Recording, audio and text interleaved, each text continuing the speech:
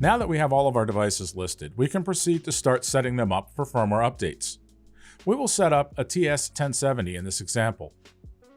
We can choose the firmware version, select whether or not to have that device updated, and enter its username and password. The firmware choices available are determined based on the manifest that was downloaded when the application was first launched. The firmware versions found will match the Crestron FTP site and the Crestron website. Some devices will have a cloud indicator by them and some will not. If there is no cloud indicator, that means that the particular device firmware was found in the firmware files directory that was designated at the beginning when you first launched the application. If a firmware file that was provided by the Crestron Advanced Technical Support Group as a pre-release is placed in the same firmware files directory, it will show up in this drop-down list for that particular device. Once the device is chosen, you can check the box to specify that the device should be updated. The Select Firmware tab will show what version was selected in comparison to the version shown on the current and available firmware columns. To view the release notes, select the associated Release Notes button for that particular firmware file.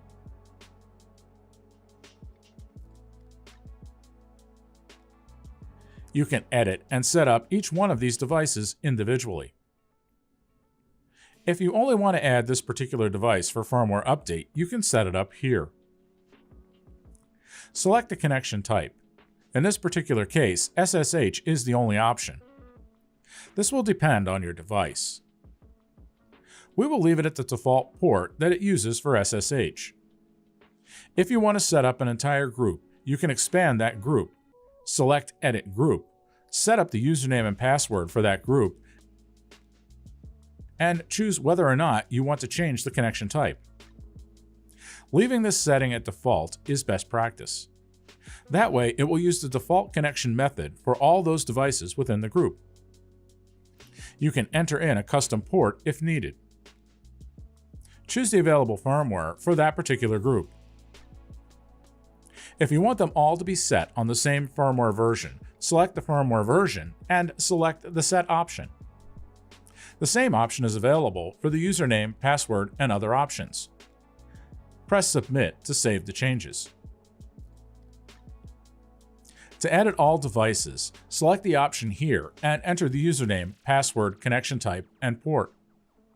Since we have multiple different device types and models selected, we can choose the Set All Firmware to Latest Version option instead of designating a specific file. Once we press Submit, each device will utilize the same username and password without manually entering it. They also have the latest version of the firmware that was in the drop-down box and are all set to update. Another benefit of the firmware update tool is that individual devices, such as an RF receiver or a Crestron control system, can scan and select connected or child devices. In this example, we are using a CEN GWEXER using SSL as the connection type, since CTP and SSL are the only options available on that specific device. If you select the Scan button, it will attempt to check the credentials. Press the Continue button to log in. The tool will first verify whether the device is in the first boot mode, meaning that it never had its credentials set, or whether it already has a username and password configured. In this example, the credentials are being reported as invalid. This is because this particular RF device does not use SSL, it uses only CTP. Because of this, we see the invalid symbol here. If we change it to CTP, it will remove the username and password boxes. If we scan again, it will locate all of the RF devices that are connected to the RF gateway.